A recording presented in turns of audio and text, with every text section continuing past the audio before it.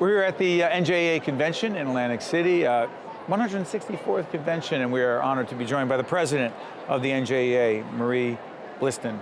Marie, you taught for a few years? Yeah, well over 30 years. Where? Yep. I taught in Somerdale in Camden County. I taught in Sterling High School, and then I went over to Washington Township in Gloucester County. Why'd you get into teaching? To help students. When I was in high school, I found that I loved history, social studies, and I loved the Spanish language, neither of which I'm certified in today. Is that right? But I loved it, and I started to think about going into teaching because I liked my teachers. And then a student from Italy came over into our high school, and I did not speak Italian, but he spoke no English, and he was struggling, and one of my teachers asked me, out of the blue, if I would help him. And I did, and I found I loved it. And when I got into college, and I went to Camden County College, I'm a proud graduate of the county colleges, I worked, and I got introduced in the summertime to students who were physically, emotionally, and psychologically challenged. It was called Camp Happy Times, and it was right in Atco, New Jersey. And I fell in love with those kids. And I switched immediately to stop thinking about teaching history and Spanish and teaching children, those children who I thought needed me most. You know, fast forward a little bit. Yep. As the president Yes. of this organization with, I believe, 200,000 Yes. members, Yes. describe that responsibility. It's huge. It's not just 200,000 members, it is 200,000 families. It's over 1 million children in our public schools, and it's their families. That's the responsibility I look at. Is it personal for you? Very personal, yes. Why? How? It's a passion. I truly believe that there is no greater profession in this world, on this earth, except for being a parent. Because of the impact that we have, the opportunity that we have to help shape someone's life, to make it better, and to make the world better.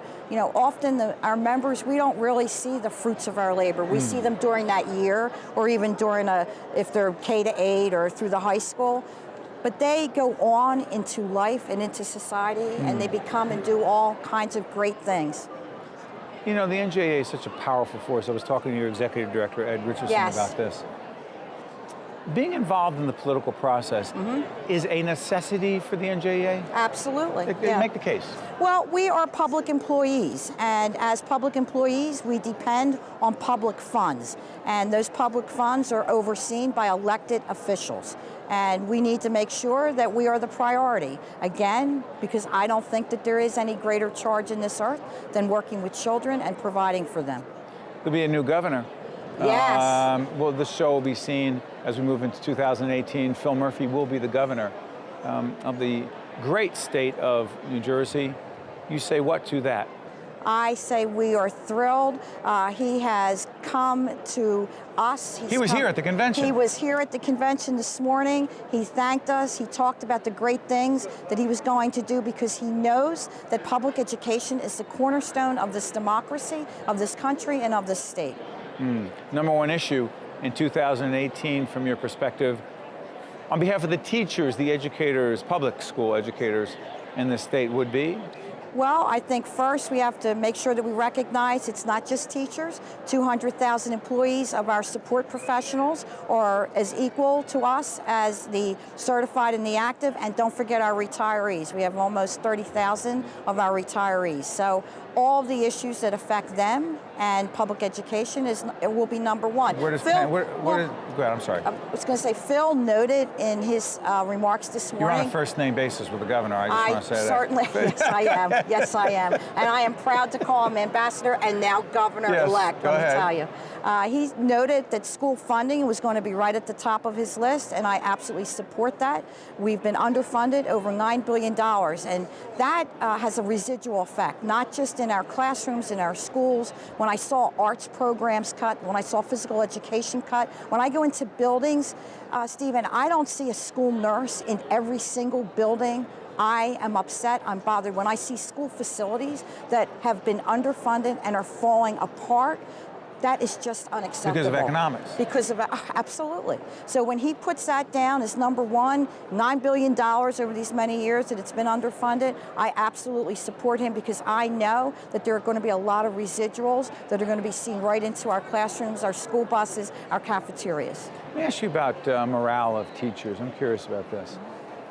I mean, the teachers that we interact with in the public schools in Montclair, thank you, by the way, for everything you've done for our children.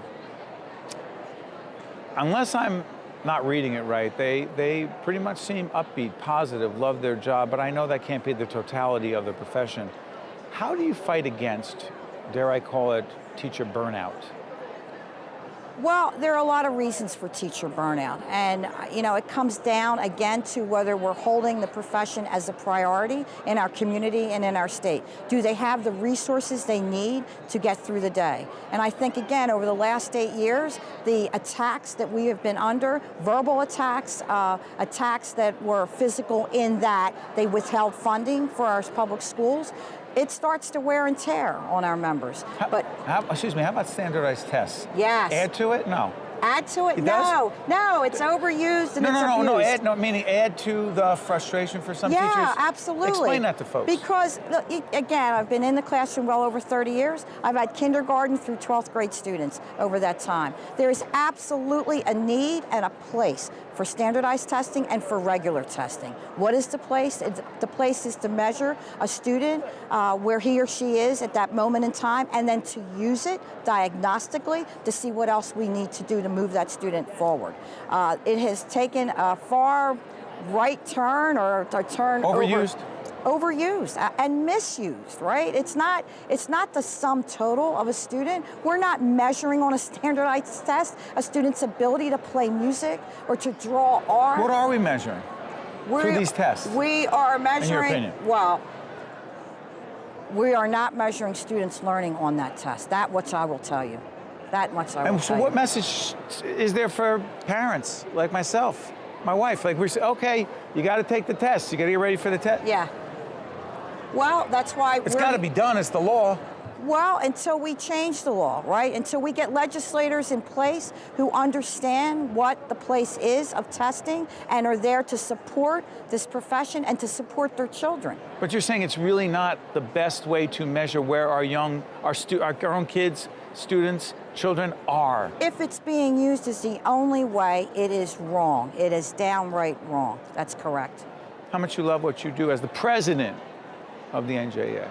Steve, I am a teacher. My parents I was the only female in my family that went to college, that went to 4 years, got a master's degree. I was the first female in my family. My father came from an immigrant family over from Italy. So they were very, very proud of my teaching career. And whenever anyone asks what I do, the first thing I say is I'm a teacher. And I am equally as proud to represent the members in this profession and to be the president of the association. But I will also tell you that I teach every single day. Always an honor and a pleasure. Steve, thank you. Yeah, thank you for having us here. No, thank you. Okay. Yes.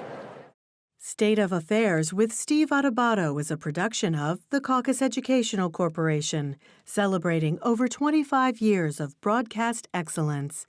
State of Affairs with Steve Adubato is brought to you from the Agnes Veris NJTV studio at 2 Gateway. Funding has been provided by RWJ Barnabas Health, the Terrell Fund, supporting right from the start NJ, PSCNG, Rowan University, Horizon Blue Cross Blue Shield of New Jersey, New Jersey Sharing Network, and by the New Jersey Office of the Insurance Fraud Prosecutor. Promotional support provided by the New Jersey Business and Industry Association. And by New Jersey Monthly, the magazine of the Garden State, available at newsstands.